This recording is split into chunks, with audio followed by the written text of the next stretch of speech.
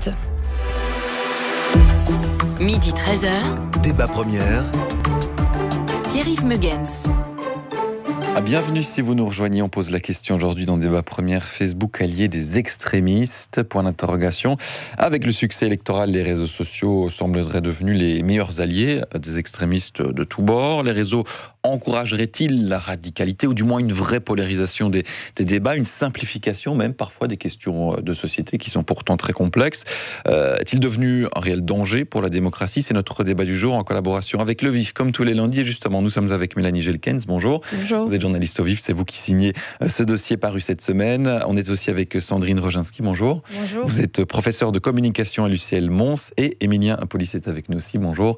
Chercheur, vous, au Cevipol, c'est le centre d'études de la vie politique de l'ULB. On en débat donc et vous réagissez bien sûr à ce débat quand vous le souhaitez. Alors le cas du Vlaams-Belang qui touche les électeurs via Facebook, le plus gros budget dépensé sur les réseaux pour se faire voir, en tout cas en Belgique. C'est un cas d'école ou c'est une réalité que l'on retrouve chez beaucoup de partis? Émilien Polis. Alors c'est une réalité, à l'heure actuelle les réseaux sociaux sont partie prenante de nos campagnes et donc les partis doivent vivre avec. Après ce qu'il faut bien comprendre dans le cadre du Vlaams-Belang, c'est qu'ils ont volontairement centré leur campagne sur les réseaux sociaux et ont développé énormément et ont investi énormément sur les réseaux sociaux en utilisant notamment les publicités que Facebook propose et les outils publicitaires que Facebook propose. Alors comment l'expliquer, comment expliquer cet investissement important sur les réseaux sociaux? De mon point de vue, il est très clair que c'est pour contourner le cordon sanitaire. Ce type de parti a bien moins de poids dans le paysage médiatique flamand, mais même audiovisuel, enfin le paysage audiovisuel flamand, mais aussi belge. Et donc ces réseaux sociaux leur permettent de contourner ce manque de visibilité et d'aller chercher de l'électorat potentiel à travers des médiums alternatifs que sont les réseaux sociaux. On va discuter un peu de la manière après dont les autres partis se positionnent par rapport à ça, mais Mélanie Gelkens, c'est vrai que quand on voit les chiffres, ils sont repris dans votre article dès le début, c'est des sommes astronomiques que le Vlaams-Belang, au niveau belge en tout cas, a pu dépenser dans cette campagne sur les réseaux sociaux par rapport à d'autres partis plus traditionnels. Oui. On est dans des différences énormes. Tout à fait. Donc la VRT avait récolté les chiffres et le Vlaams-Belang était à 400 000 € en 2 mois dépensés donc pour des publicités sponsorisées sur Facebook. Et les autres partis, certains partis francophones, je pense de mémoire écolo, étaient à 6 000 €. Donc on voit bien le différentiel énorme entre les deux. Donc effectivement, c'était vraiment une stratégie très, très ciblée et ils ont mis les moyens importants pour y parvenir. Ça veut dire quoi aujourd'hui, Sandrine Roginski, vous qui est professeure de communication à l'UCL Mons, qu'on a vraiment eu un déplacement de toucher l'électeur, ou en tout cas celui qu'on veut, via les réseaux sociaux? Ça reste la pierre angulaire aujourd'hui d'une élection? La pierre angulaire, je ne sais pas, c'est un espace parmi d'autres. Donc forcément, quand on est en campagne électorale, il faut être sur tous les espaces. Le Vlaams-Belang n'a pas été que sur les réseaux sociaux. Alors bien sûr, il n'était pas à la télé pour les raisons qu'on connaît, mais il y a plein d'autres endroits. On sait d'ailleurs qu'ils ont été dans des bars, dans des endroits où les jeunes pouvaient se réunir. Donc Facebook est un endroit parmi d'autres. Mais ce qui est intéressant pour rebondir sur la question des sommes, par exemple, Écolo a certes dépensé très peu d'argent et néanmoins, Écolo, a priori, les observateurs sont d'accord pour dire que les résultats ont été bons. Donc, il faut, je pense, veiller à ne pas prendre les effets pour les causes ou des choses comme ça. C'est multifactoral et on n'est pas en mesure rigoureusement d'établir un lien de causalité directe. Et donc, il faut d'un côté essayer de comprendre, bien sûr, ce qui amène des gens à voter l'un ou l'autre parti, mais je pense qu'il faut aussi veiller à ne pas tomber dans des discours assez simplistes qui diraient oui, c'est le titre quelque part, c'est Facebook qui a permis l'augmentation. On pose la question, on ne le dit pas, on pose la question. Tout à fait, et c'est une question qui justement mérite d'être posée parce qu'elle permet une discussion tout à fait intéressante. Mais voilà, moi je me mettrais un petit peu, je proposerais un peu de nuancer le propos. C'est ça. Mais est-ce que quand on voit les chiffres, on disait plus ou moins 6 000 € pour certains partis, 400 000 € dans le cas du Vlaams-Belang, plus ou moins 100 000 dans le cas de la NVA. Ça veut quand même dire que certains partis n'ont pas forcément compris l'enjeu de communiquer via les réseaux sociaux. Emilia Polis, vous êtes d'accord ? Tout à fait. Et ici, il faut bien faire une distinction, c'est entre les nouveaux partis, ce qu'on va appeler les nouveaux partis, les partis des extrêmes, ici PTB ou PP du côté francophone, ou écolo, qui est aussi le mouvement écologiste, les partis écologistes qui sont dans cette famille des nouveaux partis, les partis régionalistes aussi comme défi, des partis plus traditionnels comme le Parti socialiste, le CDH par exemple.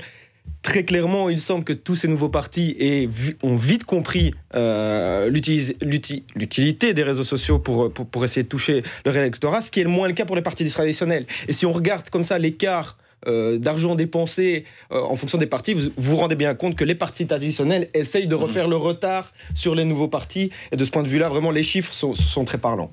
Et est-ce qu'il y a un problème aussi, Mélanie Jelkens, vous qui avez travaillé sur cet article, qui avez fouillé, entre guillemets, les données, est-ce qu'il y a un problème, justement, de s'approprier, d'approcher les données de Facebook pour les analyser aussi? C'est quand même un réseau qui protège très fort aussi son modèle. Oui. Donc, est-ce qu'on peut facilement établir, on essaie de nuancer ici, est-ce qu'on peut établir facilement ces liens, du parfois le manque de données? Ici, on a les budgets, mais on n'a pas forcément les données, qui est touché, comment, etc. Tout à fait, c'est un problème que beaucoup de chercheurs soulèvent, qu'ils n'ont pas accès aux données de Facebook. Il n'y a que Facebook qui a accès aux données de Facebook, donc c'est vraiment un gros souci. Et donc, du coup, on ne se base que sur des sensations, des hypothèses, etc., qu'on essaie de confirmer vu de l'extérieur. Et donc, ça, c'est un vrai problème que Facebook ne donne pas l'accès à ses propres données. Mais effectivement, nous, la question qu'on s'était posée, c'était pas de savoir si les réseaux sociaux permettait aux partis extrémistes de performer. Ça peut être un facteur parmi d'autres, comme on le disait, mais c'était vraiment de se dire, est-ce que Facebook n'est pas devenu un peu taillé sur mesure pour les partis extrémistes et pour les propos extrémistes par son mode de fonctionnement, son algorithme, etc. Est-ce que finalement, il ne sert pas très bien la cause de ces partis? Et c'est plutôt à cette question qu'on avait essayé de répondre dans le dossier. On va s'intéresser dans quelques instants à la manière dont les propos sont repris, à ces communautés aussi de gens qui se retrouvent finalement entre eux et sont confortés dans leurs propos, notamment avec l'algorithme. Mais question plus générale, Sandrine Roginski, puisqu'on est là aussi pour nuancer les choses. Est-ce que c'est le média Facebook qui, entre guillemets, pose problème, ou est-ce que les partis extrêmes trouvent finalement toujours le moyen de communiquer, même en cas de cordon sanitaire comme chez nous?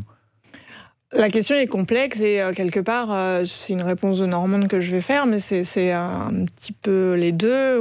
Voilà, c'est d'un côté, je pense que dans tous les cas, les mouvements, quels qu'ils soient, les partis arrivent à communiquer. Il y a voilà, et encore une fois, la société évolue, les dispositifs technologiques évoluent, mais il y a tout plein d'autres dispositifs. Là, je pense qu'on parle de Facebook parce que c'est celui sur lequel on a un regard avec toutes les limites qui ont été mentionnées auparavant et qui sont tout à fait réelles, même si, par exemple, sur les budgets publicitaires, maintenant, il y a du progrès puisque ça, on a accès. Donc ça, c'est nouveau. Maintenant, on sait effectivement qui dépense quoi. Après, par exemple, pensons au dispositif WhatsApp qui appartient aussi, voilà, où là, pour le coup, c'est encore plus complexe d'arriver à avoir une idée précise de ce qui s'y passe, puisque ce serait un peu comme le téléphone peut-être à une autre époque. Au final, c'est des dispositifs qui permettent juste la circulation des propos et des idées. Et effectivement, là, c'est encore plus compliqué, puisque pour le coup, on n'a absolument même pas d'indication sur ce qui peut se passer. Donc, par exemple, là, on parle de Facebook, mais on ne parle pas des usages de ce dispositif par les partis dans le cadre de l'élection. Et je pense que c'est une question qui serait aussi intéressante à poser. Mais c'est vrai que là, la question que vous avez soulevée est extrêmement complexe. Et je pense en tout cas qu'un des éléments importants, c'est qu'il faut comprendre que les discussions autour du vote, de la politique, se passent dans tous les espaces sociaux où il y a de la communication, des échanges, des relations qui se construisent. Donc Facebook est certainement un des espaces parmi d'autres, mais pas le seul. Donc ça, je pense que c'est un élément aussi assez important à garder en tête. Emilien Polis, on soulignait le fait que Facebook pouvait cadrer très bien, très facilement, avec certaines idées plus simplistes véhiculées. Est-ce que les propos simplistes trouvent, je dirais, une espèce de niche facile au sein d'un réseau social comme Facebook? Ça cadre avec l'immédiateté, l'interface est facile aussi, puis il y a la culture des réseaux sociaux. Est-ce que tout ça contribue un petit peu justement à répondre à cette question? Facebook est-il l'allié des extrémistes? Alors, moi, ce qu'il faut bien comprendre au niveau de Facebook et même des réseaux sociaux de manière générale, c'est que de fait, par ces fonctions d'algorithme, ça permet d'enfermer les gens dans certaines bulles. Comment est-ce que ça fonctionne ? C'est-à-dire que au plus du contenu va être apprécié, liké sur les réseaux sociaux, au plus il va être visible sur ces réseaux sociaux. Ce qui peut générer à terme que si vous inscrivez toujours et vous suivez toujours le même type d'informations qui viennent des mêmes sources, vous allez vous enfermer dans une bulle et parfois dans une bulle idéologique. Et c'est ce qui se passe avec les extrêmes bien souvent, c'est que ce type de contenu a plus de visibilité sur les réseaux sociaux qu'un contenu plus nuancé qui peut être partagé par les partis traditionnels, par exemple. Mais c'est seulement avec les extrêmes ou certaines personnes qui partagent certains points de vue, qu'ils soient extrêmes ou non, mais enfin, peuvent se retrouver aussi dans leur communauté, si c'est des propos tout à fait moins extrémistes, par exemple. Vous me lancez la perche, mais voilà, ça dépend comment on définit les extrêmes. Le cas du printemps arabe, le cas des mobilisations citoyennes en faveur des migrants, en faveur du climat, etc. Donc là, ce sont vraiment des communautés sur les réseaux sociaux qui arrivent à mobiliser. Et donc de nouveau, ça dépend comment vous définissez les extrêmes. Et donc, est-ce que c'est un danger pour la démocratie ? À l'extrême peut-être, et il peut y avoir des dérives, mais il peut aussi y avoir des côtés positifs aux réseaux sociaux qui peuvent promouvoir la démocratie. Et ce côté de communauté idéologique, vous le soulignez aussi dans votre article, c'est un des points importants de cette question que vous posez, notamment dans le vif, Mélanie Jelkens. Oui, tout à fait. Donc il y a cette notion de, quand on s'intéresse à un sujet, on finit toujours par, grâce aux algorithmes, avoir des informations sur ce sujet, etc. Et ce qui est particulier aussi avec les réseaux sociaux, effectivement, contrairement aux autres médias, c'est qu'en fait, ils permettent de regrouper les gens autour d'une thématique assez rapidement. C'est-à-dire qu'on peut très vite être mis en contact avec d'autres personnes qui pensent comme soi, et donc ça forme une communauté, ça fait un peu un effet qui s'auto-justifie presque, et donc ça permet de faire passer des messages plus facilement. Et puis quand on voit que voilà, il y a X milliers de personnes qui s'intéressent à un sujet, on se dit c'est peut-être plus un discours minoritaire. Donc voilà, il y a une sorte d'effet de groupe qui finit peut-être par légitimer certains discours. En fait. Sandrine Roginski, une réaction par rapport à ce concept de communauté idéologique qui se renforce elle-même, même si elle n'est pas forcément la plus nombreuse, par des algorithmes qui vous mettent en corrélation avec des gens ou des propos qui confortent les vôtres ? Alors là, j'ai presque envie d'être peut-être un peu provocante, mais je pense rien de nouveau. Pourquoi ? Parce que là, pour le coup, la littérature scientifique montre bien que d'une manière générale, on a tendance à aller chercher l'information qui nous conforte dans nos opinions depuis tout le temps. On va lire des journaux écrits qui vont dans le sens de nos idées. On va être amis avec des gens avec lesquels on partage les mêmes valeurs, les mêmes opinions. Non, après, je pense qu'effectivement, il peut y avoir des éléments là qui viennent d'être soulevés sur peut-être l'effet de groupe et l'effet de visibilité et de circulation. Mais néanmoins, je pense qu'il faut faire encore une fois attention, parce que le côté bulle, il fait partie de la manière dont on est socialisés tous et mais toutes. Ce qui n'est pas avec justement les nouvelles technologies, puisqu'on dit nouvelles technologies, mais ce qui n'est pas aujourd'hui renforcé, puisqu'on a une masse d'informations plus importante, un rythme beaucoup plus rapide qu'auparavant. Est-ce qu'on n'y est pas justement confronté beaucoup plus vite et de manière beaucoup plus intense ? Alors, je pense que, là aussi, la littérature montre que de toute façon, le cerveau humain peut digérer de l'information à une certaine dose. Donc, il y a toujours des processus de sélection. Et les processus de sélection évoluent parce que la société évolue et qu'effectivement, on a des dispositifs nouveaux. Néanmoins, encore une fois, je pense qu'il y a des formes nouvelles pour des choses qui existent depuis tout le temps. Mais il y a des formes nouvelles, avec des questions nouvelles, avec après des questions de régulation aussi, parce que le problème aussi peut-être qui se pose, c'est que c'est des dispositifs qui appartiennent à des entreprises privées dont effectivement l'objectif est plus le profit qu'autre chose, et ça peut entraîner des difficultés. Donc je pense qu'il y a des questions de régulation, il y a des questions nouvelles, mais pour des éléments qui existent depuis tout le temps. Et je voudrais juste ici peut-être mentionner un travail de mémoire d'un étudiant l'an dernier qui s'appelle Luca Biancorosso sur les primo-votants. Il était parti du principe que justement les réseaux sociaux allaient déterminer le vote des primo-votants, et il a fait une enquête en réception, donc il a été voir des primo-votants, et ce qu'il a montré, c'est que la politique, on en parle d'abord en famille, et on en parle d'abord en direct, et qu'en général, les primo-votants ne s'intéressaient pas du tout à la politique, ou quand ils s'y intéressaient, c'était Trump et Macron, en gros, on peut dire la célébrité politique, et que la politique belge, ils ne s'y intéressaient absolument pas, et que leur choix de vote était d'abord déterminé par leur famille et les discussions en famille. Donc ça aussi, ça nous rappelle qu'il faut encore une fois, remettre les dispositifs numériques dans un contexte social plus large. Émilien Paulis.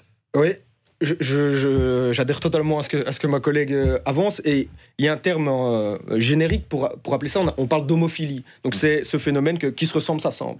Et ça, c'est depuis la nuit des temps. Si vous observez les relations sociales d'un individu, vous allez avoir tendance à observer qu'il s'associe avec des gens qui sont similaires à lui-même.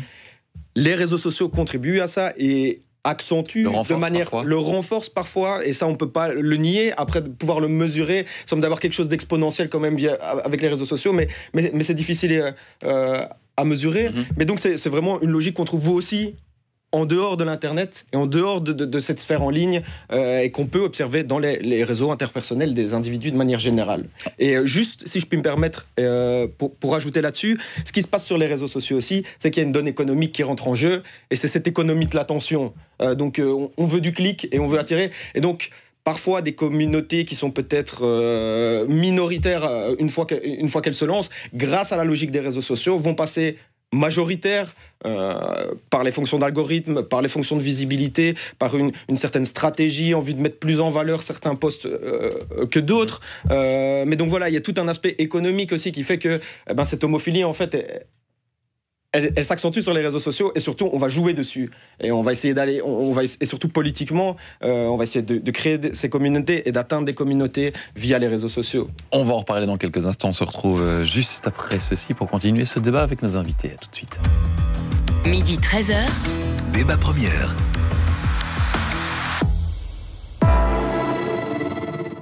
Julie est pas là aujourd'hui? Non, elle a été cambriolée hier soir. Ah bon, comment? Ils sont passés par le garage, elle avait pas d'alarme. Moi non plus, t'en as une toi? Ah bah oui, j'ai Vérissure. On voulait pas attendre d'être cambriolée pour agir. Eh, pas bête. Protégez maintenant ce qui compte pour vous avec une alarme télésurveillée Vérissure. N'attendez plus et demandez votre devis gratuit sur verissure.be. Une panne de voiture sur la route des vacances? Gardez le sourire avec Etias Assistance Car & Family. Maintenant, à seulement 99 € par an. Fiche info et conditions sur etias.be. Etias. Sourire assuré. La Première, la 2 et Etias présentent le Brussels Summer Festival du 14 au 18 août avec Christine and the Queens, Lost Frequencies, Blanche, Musty, Overphonic, Giorgio Moroder, Suarez, Kyo, Feu Chatterton, Rive. Plus de 50 concerts sur 3 scènes au cœur de Bruxelles. Info et tickets, bsf.be. Vous êtes curieux? Vous avez envie d'être au courant des prochains invités? Vous voulez participer à nos concours? Abonnez-vous à la newsletter de La Première et recevez tous les vendredis matins un condensé des événements à ne pas manquer. Rendez-vous sur lapremière.be. Lapremière.be. Débat première. Pierre-Yves Mugens. On pose la question aujourd'hui, Facebook est-il l'allié des extrémistes, notamment en période électorale? On en débat aujourd'hui avec Mélanie Jelkens, journaliste au VIF, qui signe ce dossier, avec qui nous collaborons. Sandrine Roginski, professeure de communication à l'UCL Mons, et Émilien Paulis, chercheur au CEVIPOL, c'est le centre d'études de la vie politique de l'ULB. On s'est intéressé beaucoup à la manière dont ça s'était un peu joué en Belgique, avec ce que les partis avaient dépensé pour essayer de toucher des électeurs au niveau des réseaux sociaux. On a vu que c'était pas l'unique raison du succès de certains partis, bien sûr, qui avaient des causes multifacteurs. N'empêche que quand on parle aujourd'hui du rôle des réseaux sociaux, et que ce n'est pas uniquement au niveau des élections en Belgique, on l'a vu lors des scrutins au niveau du Brexit, des scrutins américains, ces réseaux et ces risques de manipulation de l'opinion, notamment avec des investissements très forts, existent quand même énormément sur ces types de réseaux. Aujourd'hui, ça reste encore une espèce de bête, entre guillemets, qu'on a du mal à maîtriser. On a l'impression, en tout cas, oui, que effectivement, entre l'idée de départ de Facebook, qui était plutôt de permettre aux gens de rester connectés entre eux, et puis maintenant un outil dont on ne sait pas vraiment ce qu'il est capable de faire, dont on a beaucoup de craintes, mais comme on le disait tout à l'heure, on ne peut pas vraiment le mesurer, etc. Donc on a l'impression que c'est devenu un peu un monstre incontrôlable ou à contrôler, et qu'il n'y a que Facebook qui pourrait le faire, mais qui se garde bien de le faire, pour des raisons économiques aussi, puisque voilà, le mode de fonctionnement actuel lui permet de gagner de l'argent, et changer ce mode de fonctionnement-là, par exemple en mettant en avant des contenus tranchés, etc., ça lui permettrait ça engendrerait moins de revenus pour lui. Donc c'est vrai que c'est un peu l'impression que ça donne de ce manque de régulation, et les États commence seulement maintenant à s'interroger sur la manière dont on peut réguler Facebook. C'est-à-dire que à la base, il faut quand même se rappeler que c'est pas on peut faire ce qu'on veut sur Facebook. On peut pas dire ce qu'on veut à la radio, on peut pas faire ce qu'on veut à la radio, à la TV, dans la presse écrite, etc. Mais sur Facebook, on peut faire ce qu'on veut. Donc on commence seulement maintenant à se dire attention, danger, il faut peut-être qu'on commence à réguler. Vous anticipez un peu ma question justement aujourd'hui. Quelles sont les solutions par rapport à cela, à ce manque de régulation? C'est vrai qu'un État peut réguler sur son territoire, vous l'avez dit, des propos à la radio, des publicités électorales qui ne correspondent pas à ce qu'on impose au niveau des lois. On peut aussi réguler les médias qui émettent sur notre territoire. Mais ici, on a un réseau social qui est tentaculaire, qui est énorme. Comment on peut faire pour réguler ça? Il y a une vraie solution, Sandrine Roginski, d'après vous? C'est inhérent à ce réseau social-là et on doit trouver plutôt des moyens pour contourner ce type de problème? Je pense que dans tous les cas, c'est un nouveau problème. Donc il faut trouver des nouvelles solutions qui n'existent pas encore. Donc c'est la difficulté. C'est qu'effectivement c'est des enjeux qui apparaissent. Et je suis d'accord pour dire que finalement nos responsables politiques se réveillent peut-être aussi assez tard sur ces questions-là qui finalement était déjà présente il y a une dizaine d'années, parce que c'est quand même pas, Facebook, Twitter, neuf, etc., c'est pas neuf. Donc personnellement, je serais plutôt de l'idée qu'il faut réguler et non pas de l'idée qu'il faut contourner ou fermer les yeux et puis essayer de trouver des solutions autres. Je pense que la réglementation sur les données, le RGPD, va dans le bon sens, mais le constat que je fais, sachant que c'est un peu tôt, parce que ça fait simplement une année que la réglementation a été mise en place, c'est que fondamentalement, ça n'a pas changé radicalement les usages et le développement de ces questions qui se posent autour de Facebook et de la politique. Et donc, effectivement, j'en arrive quand même à l'idée que, en termes de régulation, on devrait aller bien plus loin et que ce sur quoi jouent les plateformes, c'est qu'à la différence de médias comme la télé, la presse, etc., elles ne sont pas responsables des propos puisqu'elles sont uniquement des intermédiaires. Et je pense que c'est absolument hypocrite de dire cela et que peut-être si une responsabilité légale était plus clairement engagée de la part des plateformes, peut-être qu'elles veilleraient davantage à ce qu'elles diffusent. Marc nous dit par téléphone, Facebook doit être apolitique, le gouvernement devrait dire terminé, plus de pub politique sur Facebook. C'est quelque chose d'envisageable, ça, où on est vraiment dans, une sorte de censure et de deux, quelque chose d'impossible à contrôler, d'après vous? C'est une bonne question. En tout cas, Emmanuel Macron, au sortir des dernières élections, mettait en place en tout cas un règlement pour essayer de limiter, en tout cas en fin de campagne, les publications politiques justement sur les réseaux sociaux. Je pense que de nouveau, de cette nébuleuse qu'est Facebook et que sont les réseaux sociaux, c'est quand même difficile de réguler totalement et d'avoir une loi qui puisse, comme ça, fondamentalement pousser le média à être totalement apolitique, en tout cas dans les publications qui y sont faites, parce que de nouveau, ce sont les utilisateurs qui font ce qu'est Facebook. Et si certes Mark Zuckerberg a une responsabilité sur ce qui s'y passe, ce sont quand même les acteurs qui sont en première ligne. Alors je voulais juste revenir aussi sur une question, c'est que c'est très intéressant ce qu'on soulève aujourd'hui, parce que à la fois c'est une question de politique interne, donc que font les partis avec nos données, comment est-ce qu'ils accèdent à nos données, comment est-ce qu'on peut les réguler, et ça c'est une question nationale, mais il y a une question internationale aussi là-dedans. C'est-à-dire qu'on a tous parlé de l'ingérence de la Russie dans les élections américaines, dans la politique française. Donc voilà, il faut une réponse nationale, mais moi je réfléchis aussi, il y a une réponse européenne. On a vu le RGPD, est-ce suffisant? On peut en discuter, mais pourquoi pas international aussi? Je veux dire, Facebook, dans les démocraties occidentales en tout cas,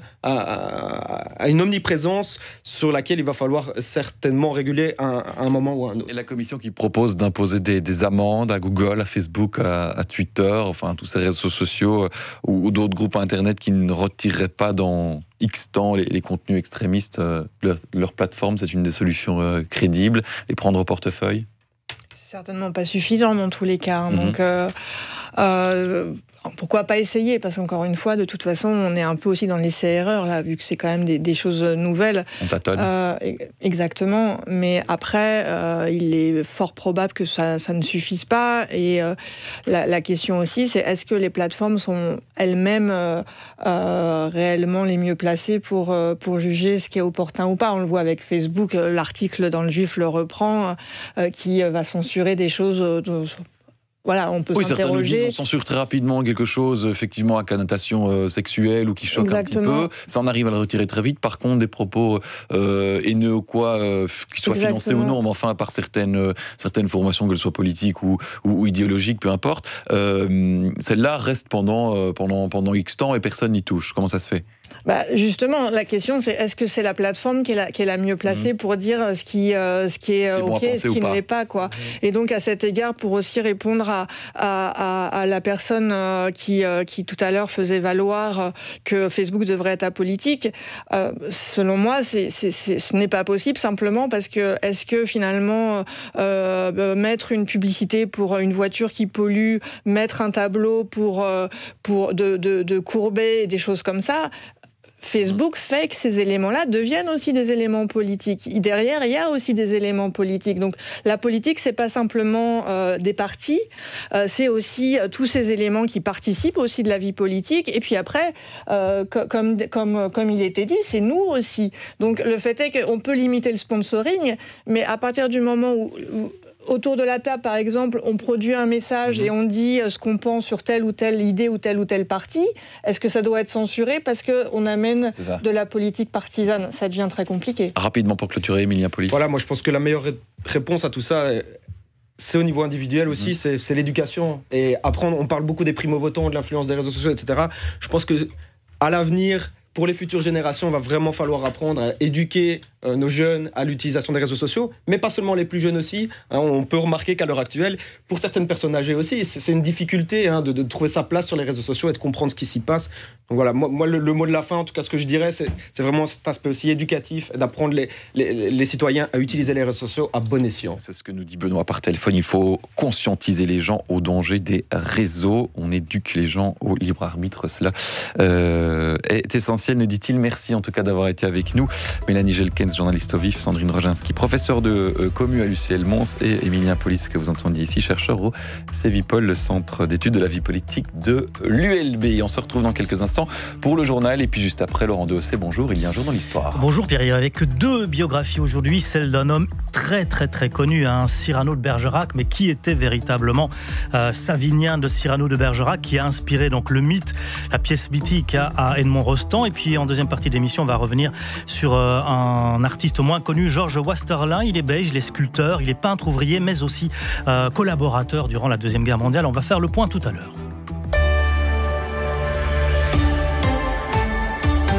Il est 13h.